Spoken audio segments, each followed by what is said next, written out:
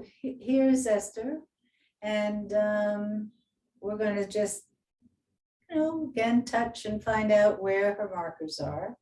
We're going to see the ASIS points. We're going to look at her legs. We're going to notice what's moving when she inhales and exhales, and we can see that there's movement going on in her belly. And then comes the question, what's going on in her ribs? And so you put your hands just gently, like I like to call them vibram 5 fingers here, the serratus anterior muscles and around the ribs. And you start to pay attention to, what goes on here? Is there more movement on this side, or is there more movement on the other side? And then you kind of go up underneath here perhaps, and you start to see the lay of the land. Is there more movement here? And does she breathe into her back at all? Do you feel any movement? Good. So now we talked about the idea of the scapula and how the scapula needs to be loose. So we talked about the idea that the hands want to support. So we support and we start to pay attention to does her breathing change? Which way does it want to move? Does it want to go in? Does it want to go out? And just nice and easily start to feel what might happen. Now you can see that her head is rotating when I move her right arm.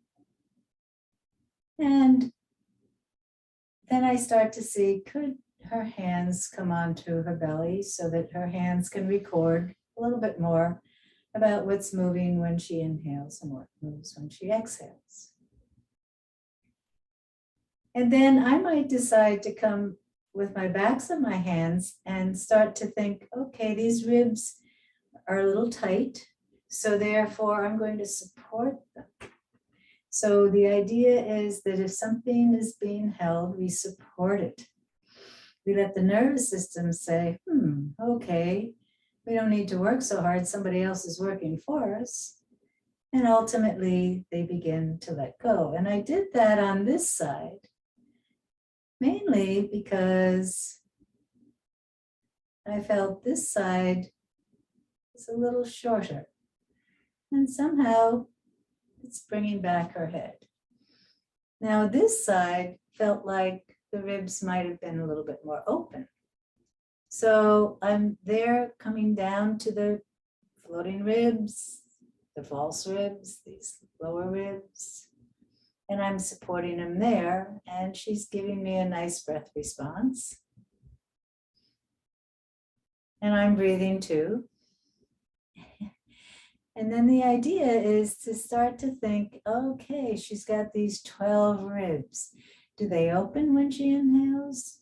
Do they stay shut when she inhales? If they're moving, they're in her image of action.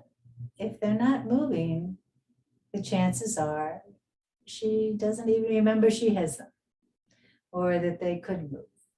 And a long time ago they did. That's not a memory she has.